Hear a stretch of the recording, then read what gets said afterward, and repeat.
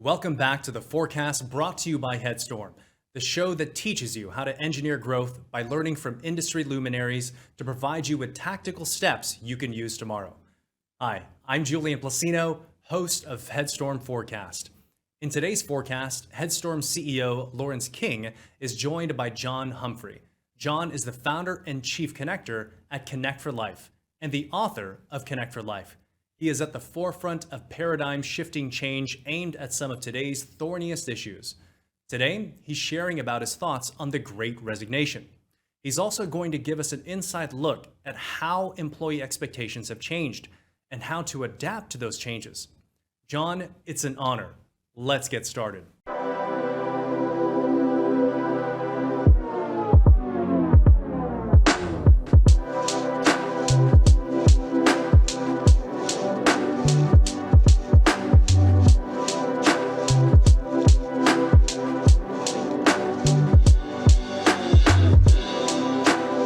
Welcome to the show, John. Really great to be here. Excited about the topic and really excited that it's just a conversation between us about what's going on in the market and how can particularly technology-related firms benefit from listening. So Yeah. So when we think about the Great Resignation, I've got a point of view on it. I'll tell you my point of view, but I'll get your point of view on it. Okay. People hear that term. What does it mean to you? Well, for me, I've got to go back 20 years when I started coming out of Accenture, and my partner Bruce Ballingy and I, who was my co-founder at Pariveda, we were sort of thinking about how to re-engineer consulting. How do we create this great consulting firm that wasn't constrained by the things we had seen at some of the larger firms? And it was all about talent. And the more I researched, the more I realized that we have been in a talent shortage for at least 20 years. And so you've seen less diversity in technology. You've seen a lot of young women drop out of STEM programs in junior high and high school. Those are all the employees that you would have been hiring today. Right. And so I think, for me, the Great Resignation was this shock to the system and this resiliency that we had as an industry. For 30 days, everybody was afraid. And then we realized we could work remotely and all these tools that we've been investing in for 10 years, and then Zoom was on the scenes, that we could actually contribute to our clients' success from wherever we were in the world. And I think it opened up a whole new landscape. And my thesis is the power has shifted from the employer to the employee. Right. Employees are now empowered like they've never been before. And so that's manifesting itself, among other things, that we can get into in a lot of ways. Yeah. That's interesting. You bring a broad perspective to it. Being in the industry now, my window on this is sort of in the last 2 years. Yeah. 2 years ago, 2019, people were excited. There wasn't a whole lot of transition or migration between companies. It certainly was competitive. The idea of the pandemic coming along and sending people home with the shelter in place, and then trying to figure out ways to work remotely and get it done because you're forced to do it, really opened up a lot of opportunities, actually. Opportunities to work from home, to take care of your kids, to get the work-life balance that a lot of people had wanted. And now we've got that competing pressure and companies trying to change, and then an accelerator, sort of gasoline added to the fire with inflation and high demand. Yeah, all right, so the other interesting backdrop, and I don't want to get political, but back in the Great Recession, when our Federal Reserve started juicing the market, their goal stated was to increase asset prices. And so here you have these young people coming out of college, making substantially above average wages, working for very generous firms, really good matching on 401ks, and all of those things. They saved a ton of money. And when we juiced asset prices, they look at their 401k and their savings. They're all living below their means. They're Right. living on 60 and making 150, and they're not married yet, so they don't know what those expenses are going to be like. And they look at their bank account, and they got $500,000-$600,000 in the bank at 30 years old. They're like, well, I don't need to work this hard anymore. Yeah. It's like all the money in the world to them. So I think not only did the technology show us we could work from anywhere, but I think there have been some mental health challenges, but I also think there's a level of financial independence that group of workers has that other groups of workers don't. Right. What time frame do you think that is? Like, if you were to think of generationally, is it a generational thing or a moment in time in history? Well, let's just talk about people under 28 or 30.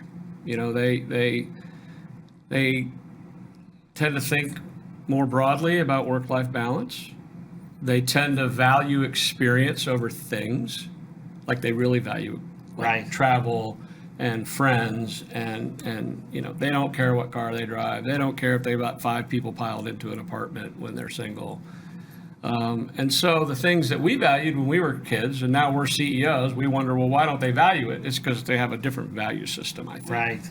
Yeah, absolutely. I could, just today, I was talking with several folks, and we're kind of working through the Great Resignation in some ways ourselves. And when you start asking them why they're leaving, it's not necessarily a compensation issue. In some cases it is, and there might be a mismatch, but a lot of it is the experience. And maybe not the experience from an entertainment perspective or a personal perspective, but more from a growth perspective. I want to work for this firm because they have these causes. And in my sort of paradigm of how I think about my growth, that's something I want on my resume. Or I want to go do something while I can. Right. I want to live in Colorado in the mountains. My daughter, she's an ER trauma nurse, graduated from TCU. She's like, I want to go to California and live. So she's in San Diego working for a great hospital system. She knows she won't ever really be able to do that for the rest of her life, but it's an experience that she wanted to have, and so she did it. And so I think what I really appreciate and what impresses me about this group of young workers is they don't hesitate. They just like, I got money in the bank, I quit. They're not leaving an experience or a company to something else to further their career, Right. like maybe we would have. Right. It's a very experiential thing, and in some cases, it's a mental health thing. They can't do it all, and they don't have the. I'll give you a great example. So I had a really talented woman that worked for me, and her husband went to medical school in Arizona. So she was working and part-time, and she realized I have to have people in my life. And so as the pandemic has sort of lessened and she's been able to get, the social in, she now realizes she doesn't need to count on the job to have the social interaction. Right. She can go back to doing what she wants to do, which is marketing. Right. So I think there's a lot of those examples out there. Yeah. Do you think that, part of me, and this is a hypothesis, being from the trenches, we listen to, I'll have conversations with folks that may be leaving to go to their next journey, and they'll say, we'll have conversations, and they don't have any really good reasons. And I think this gets back to your point about maybe a generational type of mindset switch. I'm looking for like monetary reasons. Were you unhappy? Was there monetary reasons? And what I've heard is I just need to turn the page. Yeah. I need a change of scenery. And it makes me feel like perhaps with the pandemic of the last 2 years, part of the turning the page on the pandemic is perhaps moving or changing jobs. Right. Yeah, a little bit of grass is greener. So let me take us back to the great debate in the tech space of talent versus skill, right? And maybe as a CEO you see hundreds of resumes a week, and you're recruiting teams and you're networking to do the same. So when you think about a talented person versus a skilled person, what does that mean to you when you're thinking about people to hire? So talent is their ability to absorb and grow. Skills is sort of their baseline, what they know now. Right. That's exactly right. And so when I think about, and your business is all about talent. All about people. You want fungible skills. So if somebody needs to know .NET, one day and progressive web apps the next day, it's not a huge jump. Whereas in the olden days, it's like, well, I do SAP or I do Oracle. I can't possibly do integration. You need technicians who are creative and smart enough to solve really complex problems for your clients, right? Right. So those people need different things. They need a firm that makes an investment in them, in making them better across a wide range of things. Not just skills, but also, problem solving and reasoning and servant leadership and community involvement and all of those kinds of things. So not a lot of firms that are thinking about their talent pool in that way. Yeah. I think that, not to toot our own horn, but I think we do a pretty good job of that. At least having an awareness. So we have the expectations framework. When I founded the company, this was one of the first advisors, you know Rene Larave, and we were 10 people, and he said, hey, you need to build an expectations framework. And I said, what's that? Can you send it to me? He said, no, this is something that becomes part of your culture and you have to do yourself. And I thought, okay. And I didn't realize how difficult of a challenge it would be to really synthesize what you value in your people to be able to grow them and kind of tell them to share the journey of how to get to an executive. Right. So we had something very similar at Party Beta. It's so funny you mentioned Renee. A lot of the genesis of some very successful firms in the DFW area came from that Tactica birth, as it were. And I can name 3 or 4 really successful consulting firms that came from there. The Credera guys, Aleda guys, and obviously Party Beta. But the expectations framework and for the audience simply is a way to define across a particular dimension, like relationships or sales or technical ability or servant leadership, or the things that you want a well-rounded partner to be in 15 years. You have to start when they're 21 or 22 years. Right. And at each level of their progression, that gets a little harder and a little more involved. And, what I'm curious about is, at Party Beta, people used to say all the time, well, I got my full-time job and I'm billing 50 hours a week. And then I got all this other stuff, mentoring and going to user groups to learn a new skill. And it's like having 2 jobs, and it burned some people out. I'm wondering if that's maybe manifesting itself a little bit. The Great Resignation has been making headlines this year, but it's interesting to think that this has been a shortage decades in the making. Good talent has been making great wages for the last 10 years or more. And those people are becoming financially independent now, which gives them the freedom to leave, even if they don't have another job offer in hand. There has also been a misalignment between what employers offer and what employees are looking for. And that is a generational thing. Now people value different things than what employers valued when they were in the same position. While it used to be all about compensation, now people are leaving for experiential reasons. Now, for our next segment on the forecast, we dive into how you should adapt as people's priorities change. So pivoting over into kind of what are some areas, I know the McKinsey report just came, not a report, but a McKinsey article just came out. And they tend to have some decent insights in terms of kind of what's driving some of this. And one of the big numbers that came out that I found interesting was that about 40% of employees are interested in, not very likely, but thinking about leaving. Yeah. And if you were to think about, all right, I know that's happening, and I know that we've talked about some of the kind of underlying currents and trends. What are some of the ways that we might be able to start combating that and helping keep people, engaged? Yeah. So, gosh, I have a lot of thoughts on that. So if I was a CEO out there of a company like yours, and in that role, it's the tyranny of the urgent. There's 1,000 things to do every day, and you can get to 10 of them. But the one thing that you've got to get to every day is inspiring your people to think about their careers and the value that they're creating, not only in the companies that they work with, but the byproducts of a good job and a good income, to be able to plow that back into the local community. And they say where there's no vision, the people perish. So I think the number one thing a leader has to do is set the vision. You've got to be thinking 2, 3, 4, 5 years down the road, I believe, and inspiring your people.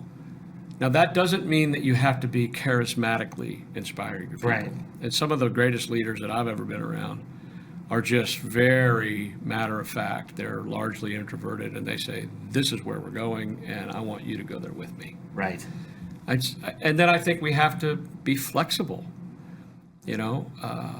People want, right now, what they want more than almost anything else, more than money, is flexibility. Flexibility to have time off, flexibility to work at home if they need to, flexibility to take care of their kids or their parents. I had 2 elderly parents that I had to take time to take care of. So if you can be, as opposed to some of the banking CEOs that came out after the Delta variant, before Omicron, and said, by God, we're all going back to the office. Right. Because that's the only place that good things happen. Well, we found out good things happen when there's interaction between human beings wherever they are on the planet. Right. I will say, anecdotally, I was with a new client in Austin yesterday and spent 3 days with their executive team. And frankly, there's just no substitution for that. Yeah. The breaking of bread and the ideas you get over the coffee machine, and hey, you said that 2 hours ago. Whereas the Zoom world is, 30 to 50-minute increments that go boom, boom, boom, boom, boom all day long. And then you get to the end of the Friday afternoon or whatever it is, and you go, now, what did I do today? What have I got to get done for tomorrow? Replaying them all so you can take action items. So vision number 1, flexibility number 2, and then I think you got to double down on the career path. You've got to grow people. You've got to invest money out of retained earnings to help them. And if there's not enough mentors and there's not enough time, maybe you make a little bit less money so they have, what normally billable time to invest in their careers. Because I think ultimately that's what's going to attract people long term, is like, am I going to be better off here or someplace else? When the novelty of working in San Diego and going to the dog beach every day wears off, and you realize that the cost of living is 100% more, and your dollar doesn't go as far. Then I think it's about where can you build that culture, and I think that's probably what the pandemic has robbed from firms like yours, right? All of those get-togethers, all of those fun things that you guys do, the pictures that I've seen of all the games you've played, and where people really feel a sense of belonging. Yeah. I can tell you that when the pandemic, when the pandemic first hit, but more importantly, when the shelter-in-place orders went into effect, and that lasted, people stayed at home for, months and months. And our initial reaction to that was, well, let's take everything that we were doing collectively in person and try to bring that online. Yep. And we were successful in doing it, which was a feat in and of itself. And all of our employees generally loved it for about 3 months. Yeah. And what the feedback we got was, which was super interesting at the time, is listen, we're on Zoom as part of our ordinary day-to-day 8 hours a day. And when we go and we do some of the game nights or the happy hours, the virtual happy hours, or all of the other activities we had, they felt like they were at work still. Yeah. And so we quickly pivoted to say, you know what, we have to rethink this, but we're going to leave those events as sort of optional, not push them too hard, but instead give people time back to decompress. Because I think there was a moment in time for folks that weren't experienced in working from home. Many of us, I've worked from home, I know you've worked from home, there's a certain discipline that you sort of figure out and boundaries that you set in order to keep a work-life balance. I think a lot of these younger folks thrown into that were trying to do it all. They just worked all the time. And worked all the time and tried to do the happy hours, and they weren't getting the benefit out of it. Yeah, I think, so like there's things that work when you go online. this discussion. We were doing physical events where I was hosting a panel, 2 or 3 panelists, and we were doing it in a physical location that was very nice. And we pivoted that online, and what I realized all of a sudden was magic, right? Because now I don't have to ride all my management team, how many people you got coming for 2 months. It doesn't matter if there's one person on the Zoom or none, the content is what's valuable. Right. So you have to sort of discern what works good in this medium and what doesn't. And clearly productivity went way up, 130, 140%, because people were working. I mean, I just remember that, hey, maybe you should schedule it for 50 minutes instead of 60 so that you can go down the hall. Right. I need to take a bathroom break. Don't have 6 back-to-back 30-minute meetings that are all different topics, right? Because the switching costs emotionally is hard. Really hard. The context switching is really hard. So giving your people the benefit of the doubt on that. So, but I do think there's things that I really enjoy. It's given me more time with my family in the morning. So instead of just getting up at 6 a.m. and hitting the shower and off to the races, it's a walk, it's a cup of coffee, and at 15 minutes before my first meeting, I paddle across the pool deck and go to my office above the garage. And that's very liberating. But real hardcore creative stuff has got to be done with people. What you realized about the happy hour, what's the magic of the happy hour is the jokester starts going and everybody's kind of talking over each other. Yeah. And they're telling jokes and they're having fun and they're telling stories. That does not work. No. On a Zoom call, because you're just like, I can't hear anybody, I'm out. Yeah. See ya. Yeah. So I think it's about what's the medium, what's the channel that is most effective. And I think even now, we know there are ways to practice social distancing, to wear a mask, to, do our hands, and never touch our face, to be in a ventilated room. I mean, I heard a really great virologist talk about the best way to be safe in this world, because it is real. It's genetic roulette.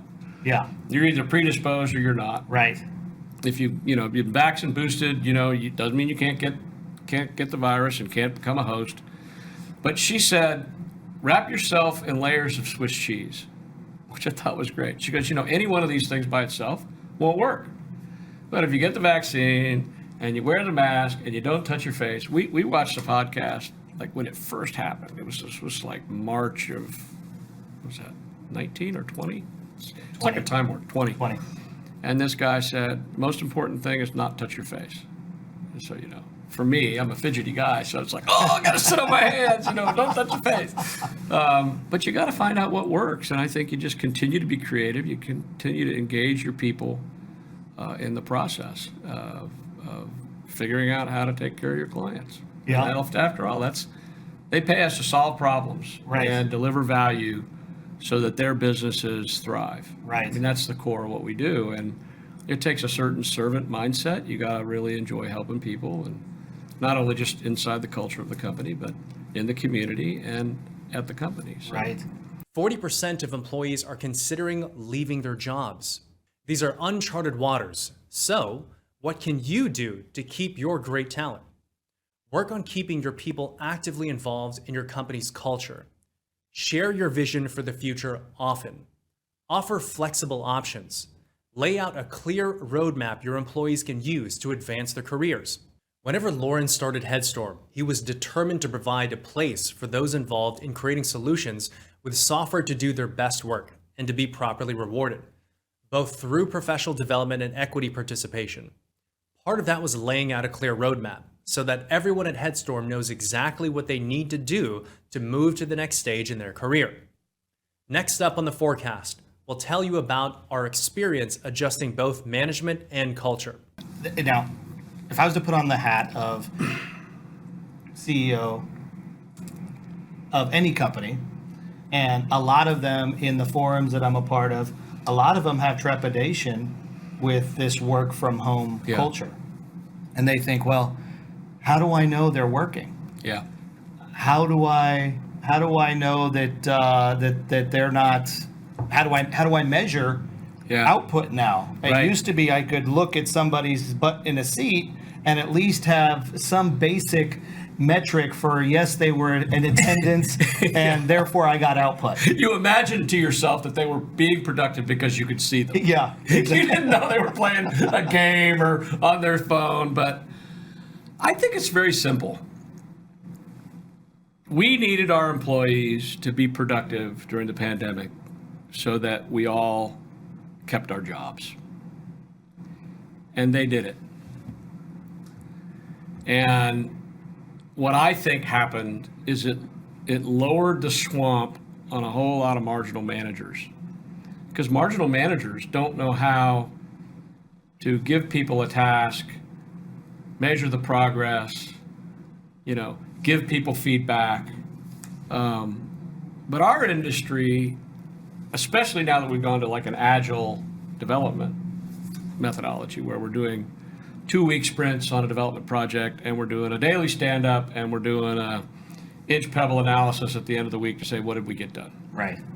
Like, it's really obvious if somebody's working on something in, checking in code, right, whether they did something. If you know how to manage that, right? And that's not under my thumb. That's, sometimes people work really great late at night. Sometimes, like this week, I was really, really busy. Tomorrow's going to be a work day, And so I think you have to get down to expectations, follow up. I work with one of my clients today. He wants by noon every Friday, he wants to know what I got done this week, what I'm going to try to accomplish next week, and what blockers that I have sitting in front of me that he can help knock out of the way. And I think that's a really elegant, easy thing. I mean, the hardest thing for a busy person is to remember to do it before noon on Friday. Right. But I think that's a really good way to work with people. When I do my one-on-one coaching, it's always, what are your top 5 prospects? Who are you thinking about every day? So when somebody says, how can I help you, Lawrence? You say, oh, well, I need to get into ABC company. And it's how many points did you get in networking, marketing, which is sort of the social media, the publishing stuff, and then selling, like is how many meetings did you have? And how many, what was your total points and how many meetings did it result? So I can always tell when I'm coaching people who's just shooting me the breeze and who's getting the work done. Right. Because you sort of start hearing the same stories week after week versus the guys that have a lot of activity and they're having meaningful meetings in the marketplace. And so I think it's a leadership challenge, but there's lots of tools out there. There's Jira, which is a really good tool. And so I think the burden is on the leaders. Yeah. It's on that mid-level manager to say, do I know what my team is doing? Right. And usually when a software development project goes south, it's because that mid-level manager, that project leader, really doesn't know what his people are doing every day. Right. And they should. It's definitely the work from home, paradigm has enforced the processes, these good best of breed processes to transpire. Before, when you were in person, you didn't have to really participate in much of the rigor because you could always walk down a couple seats, ask somebody's status, right? Get their updates, all of that good stuff. But now that's one of the good things about the work from home is it really enforces the idea of there's a very structured process in order to maintain accountability. Companies just have to use it. Yeah, and it's sometimes it can be a little burdensome. Like I'm actually a subject matter expert on a project that one of your guys is leading, and we have a stand up at 9:00 every morning for 15 minutes. And sometimes I make it and sometimes I don't. But that's our time to get together and say, okay, what do I owe you? What do you need from me? What am I going to try to commit to getting to you in the next 2 or 3 days? And it's just this basic stuff, because it's a really good segue into sort of the last topic, which is what sticks. If we're right that talent switching costs is easy, but we don't have enough and wages are clearly inflated. We have wage inflation and people are going across the street for $1, but they're also going across the street for other things. what do you think sticks 6 to 12 months from now? And what do you think might actually be a permanent fixture for our industry? So I'll take a step a little bit higher level when I answer this. I think that companies need to be nimble and agile, and I hate using the term agile too much. Yeah. I think that you have to have just like companies, they treat their customers. There's this product mindset now where you're going out and you're asking your customer, what do you want? What do you think about this? How do you think about the pricing? And you're building the product for the customer. Right. I think that companies need to have those same structures and mechanisms focused internally on their employees so you can pivot quickly. So it's really about involving the employees in the conversation through surveys and the mentor-mentee meetings and every opportunity you can to get their feedback, because then you'll find out what sticks. Because right now things are so dynamic that I don't think you can go necessarily all in one area or another. Right. When we did a survey coming out of COVID, we found that half and half, some folks that were working from home, they wanted to come back into the office. Yeah. So we thought, well, maybe 80 to 90%, maybe 100%, everybody wants to stay home. That wasn't the case. It was Not at all. 50-50. People got lonely. People got lonely and they needed that human interaction. Yeah. And so from that perspective, if you were to address it from a durability and a long-standing strategy, I feel like it's put the mechanisms in place to get the feedback from your people and let them drive that. And then you can always counterbalance that with financials and figure Yeah. out ways to make it work. No, I think that's really right. You got to have the infrastructure to allow them to work from anywhere. Right. And, what you're going to do is you're going to pick up hours at the margin, because they were busy on Wednesday afternoon with a kid play, and so they're going to get up on Saturday morning and they're going to participate in a scrum, or they're going to write a requirement, or they're going to do a deliverable or something like Right. that. So one of the things I've noticed about your firm is in this sort of quest for talent, you sort of thought about it in much broader terms. So you thought outside of your core markets of Pittsburgh and Dallas-Fort Worth. So talk a little bit about that, because I think that's the same thing. You started viewing talent as this thing to find and search for. Right. Well, and this is the driver behind that was the work from home movement, but also the inflation movement.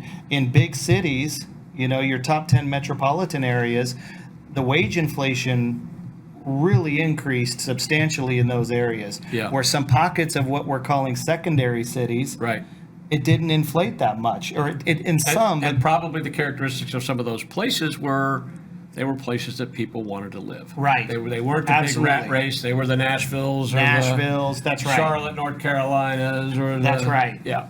And I so think that's right. The idea of working remote, here's the thing that I'm learning, and this is a learning lesson for everybody. I don't think anyone has got 100% crystal blueprint. ball, but I think that the learning lesson here for me is that you need to go. You can't sit with 2 feet in either boat.